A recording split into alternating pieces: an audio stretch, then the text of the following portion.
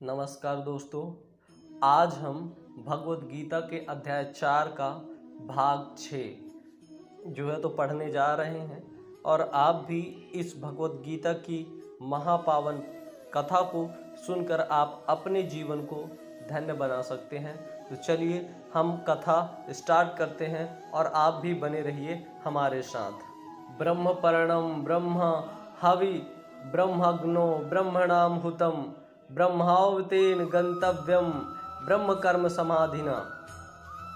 जो व्यक्ति कृष्ण भावनामृत के पूर्णतया लीन रहता है, में पूर्णतया लीन रहता है, उसे अपने आध्यात्मिक कर्मों के योगदान के कारण अवश्य ही भगवत धाम की प्राप्ति होती है, क्योंकि उसमें हवन आध्यात्मिक होता है और हवि भी आध्यात्मिक होता है।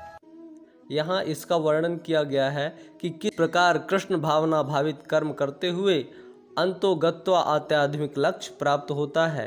कृष्ण भावना मृत विषयक विविध कर्म होते हैं जिनका वर्णन अगले श्लोकों में किया गया है, किंतु इस श्लोक में तो केवल कृष्ण भावना मृत का सिद्धांत वर्णित है। भौतिक कलमश से ग्रस्त बुद्ध जीव को भौतिक वातावरण में ही कार्य करना पड़ता है, किंतु फिर भी उसे ऐसे वातावरण से निकलना ही होगा। जिस विधि से वह ऐसे वातावरण से बाहर निकल सकता है वह कृष्ण भावनामृत है। उदाहरण के लिए, यदि कोई रोगी दूध की बनी वस्तुओं से अधिक खाने से पेट की गड़बड़ी से ग्रस्त हो जाता है तो उसे दही दिया जाता है, जो दूध ही से बनी अन्य वस्तु है। भौतिकता में ग्रस्त बद्ध जीव का उपचार कृष्ण भावनामृत के द्वारा ही किया जा सकता है, जो यहाँ गीता में दिया हुआ है। यह विधि यज्ञ या विष्णु या कृष्ण को प्रसन्न करने के लिए किए गए कार्य कहलाती है। भौतिक जगत के जितने ही अधिक कार्य कृष्ण भावनामृत में या केवल विष्णु के लिए किए जाते हैं, पूर्ण तल्लीनता से वातावरण उतना ही अधिक आध्यात्मिक बनता है। ब्रह्म शब्द का अर्थ है आध्यात्मिक। भगवान आध्यात्मिक है और उनके दिव्य शरीर की किरणें ब्रह्म ज्योति कहलाती हैं। यही उनका आध्यात्मिक तेज है। प्रत्येक वस्तु इसी ब्रह्म ज्योति में स्थित रहती है, किंतु जब यह ज्योति माया या इंद्रिय तृप्ति द्वारा आच्छादित हो जाती है तो यह भौतिक ज्योति कहलाती है।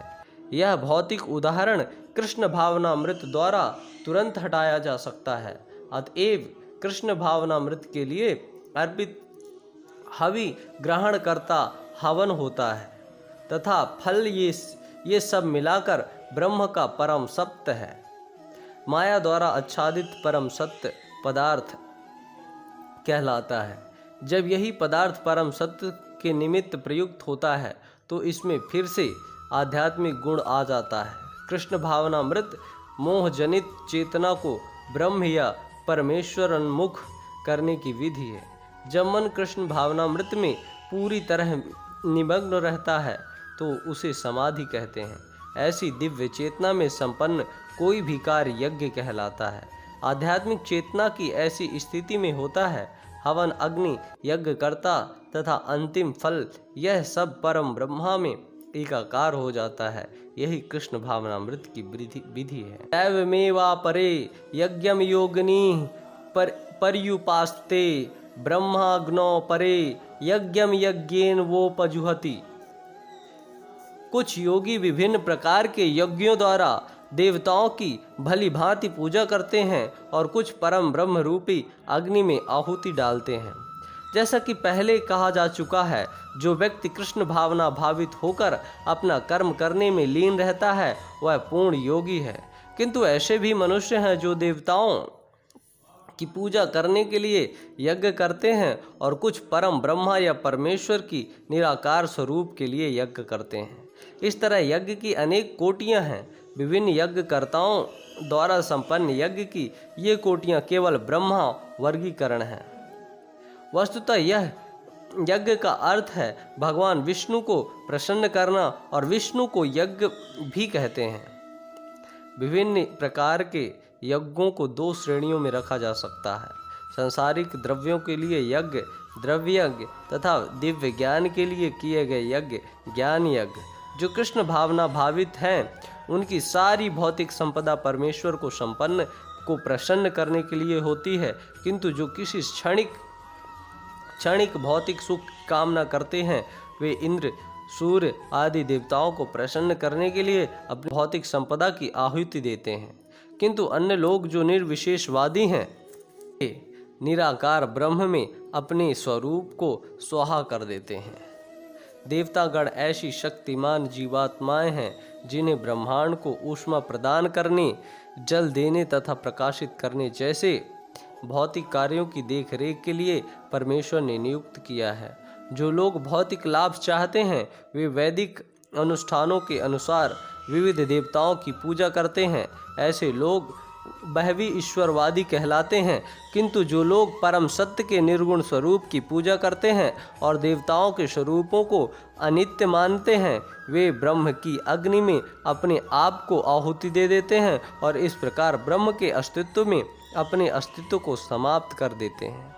ऐसे निर्विशेषवादी परमेश्वर की दिव्य प्रकृति को समझने के लिए दार्शनिक चिंतन में अपना सारा समय लगाते हैं।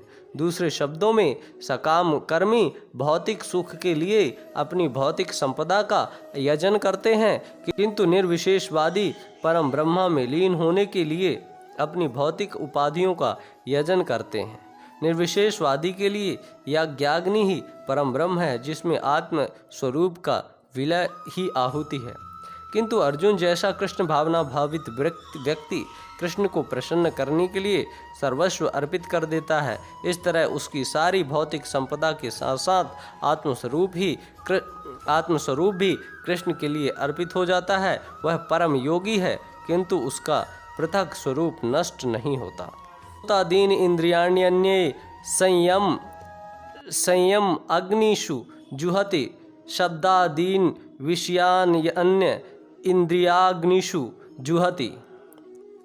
इसमें से कुछ विशुद्ध विचारी श्रवणादि क्रियाओं तथा इंद्रियों को मन की नियंत्रण रूपी अग्नि में स्वाहा कर देते हैं, तो दूसरे लोग नियमित गृहस्थ इंद्रिय वशों को इंद्रिय की अग्नि में स्वाहा कर देते हैं। मानव जीवन के चारों आश्रमों के सदस्य ब्रह्मचारी, गृहस्थ, वनप्रस्थ, वानप्रस्थ तथा सन्यासी पूर्ण योगी बनने के निमित्त हैं। मानव जीवन पशुओं की भांति इंद्रिय तृप्ति के लिए नहीं बना है।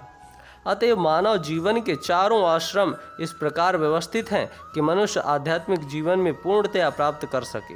ब्रह्मचारी या शिष्य गण प्रामाणिक गुरु की देखरेख में इंद्रिय तृप्ति से दूर रहकर मन को वश में करते हैं। वे कृष्ण भावनामृत से संबंधित शब्दों को ही सुनते हैं।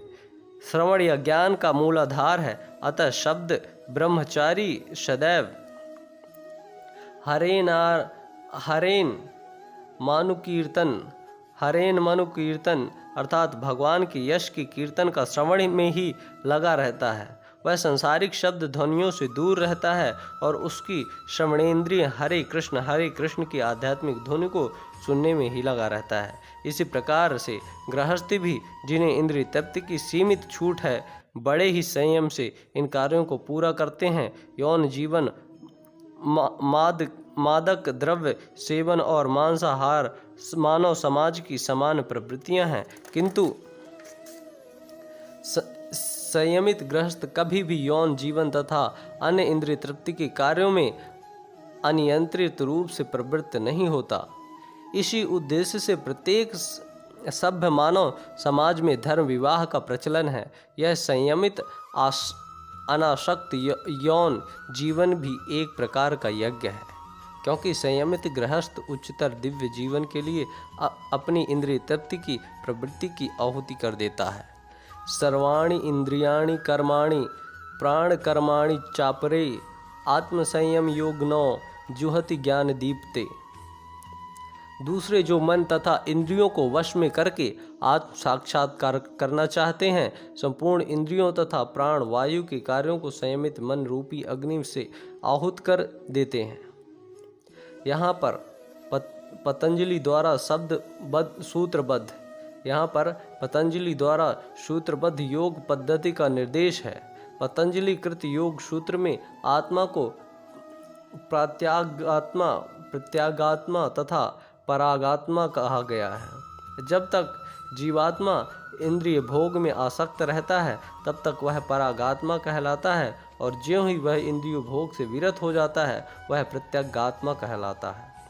जीवात्मा के शरीर में 10 प्रकार के वायु कर्म कार्यशील रहते हैं और श्वास प्रक्रिया प्राणायाम द्वारा जाना जाता है। पतंजलि का योग पद्धति बताती है किस तरह शरीर के वायु के कार्यों को तकनीकी उपाय से इंद्रिय तृप्ति किए जाए, जिससे अंततः वायु के सभी आंतरिक कार्य आत्मा को भौतिक आसक्ति से शुद्ध करने में सहायक बन जाए।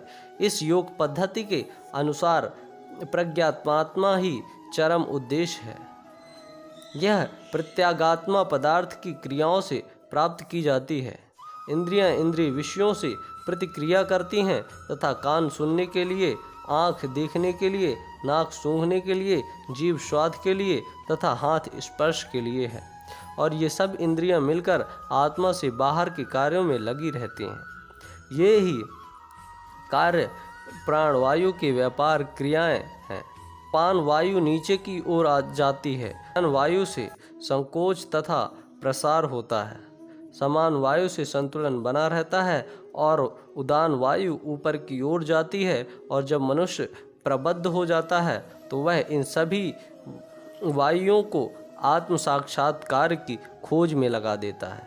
दोस्तों, हम यहीं पे भाग 6 को समाप्त करते हैं और दूसरे दिन आगे से इसी अध्याय को आगे ले जाएंगे। तब तक के लिए आप बने रहिए वीडियो के साथ और देखते रहिए हमारे चैनल को, और यदि वीडियो अच्छा लगे तो चैनल को सब्सक्राइब जरूर करिएगा। आपका बहुत बहुत धन्यवाद।